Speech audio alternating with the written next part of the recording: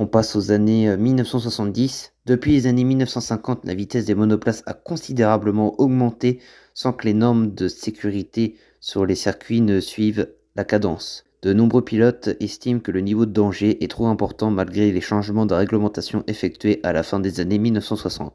À l'instigation de Jackie Stewart, il mène une véritable croisade pour exiger l'amélioration des conditions de sécurité. Après la mort de Ronnie Peterson au Grand Prix d'Italie 1978, la plupart des changements requis par les pilotes sont acceptés, amenant ainsi la Formule 1 vers les standards de sécurité modernes. 1970, la cylindrée des moteurs à compresseur est limitée à 500 cm3 et celle des moteurs atmosphériques à 3000 cm3. Le poids minimum est fixé à 530 kg et les réservoirs souples sont introduits. Concernant les circuits, les bandes d'herbe de 3 mètres de large en bordure de piste, les doubles glissières de sécurité et la séparation physique entre la voie des stands et la piste devient obligatoire, ainsi que la publication de rapports sur les conditions de piste. Il est recommandé que les bottes de paille soient bannies des circuits tandis que les spectateurs ont l'interdiction de s'approcher à moins de 3 mètres des glissières de sécurité. D'autres mesures concernant la largeur de la piste et son type de surface sont prises. Les infrastructures des circuits doivent obligatoirement être inspectées par la FIA. Un an après 1971, les superviseurs et les commissaires de piste reçoivent une formation sur leur rôle et leurs responsabilités ainsi qu'une liste d'équipements obligatoires. Les pilotes doivent pouvoir être évacués du cockpit en moins de 5 secondes. 1972, l'augmentation de la cylindrée des moteurs compressés qui repasse à 1500 cm3.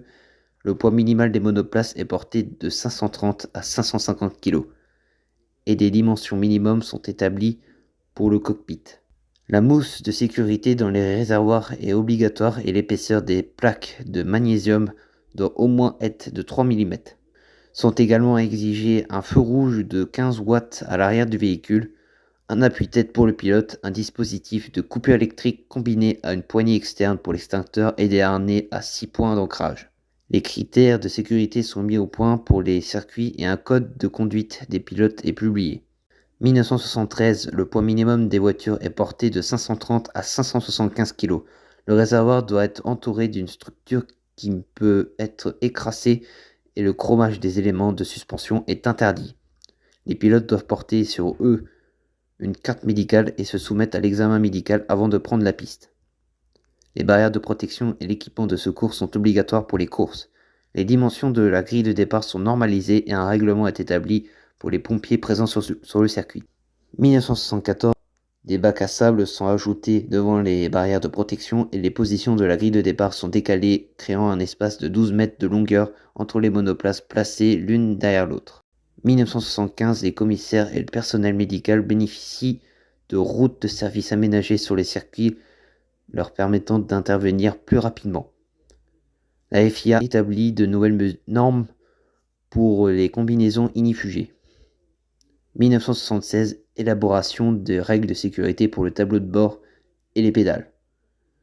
1977, les normes de sécurité concernant le pédalier et les bacs à gravier sont définies plus précisément. Les casques des pilotes doivent être conformes aux normes de la FIA.